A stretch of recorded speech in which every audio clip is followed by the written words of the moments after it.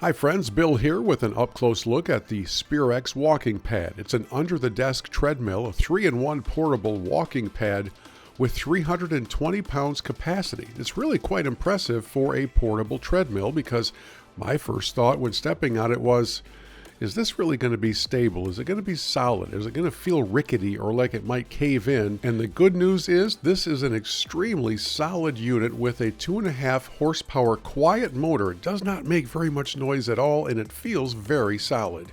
As you can see, the display gives you the distance that you've traveled, the speed that you're going, and there's a remote to help control all of it. And in the end, this Sperax walking pad is a great alternative for those days when the weather doesn't permit you to go for a walk outside. Very solid, very stable, really good quality. 2 enthusiastic thumbs up for this Sperax walking pad.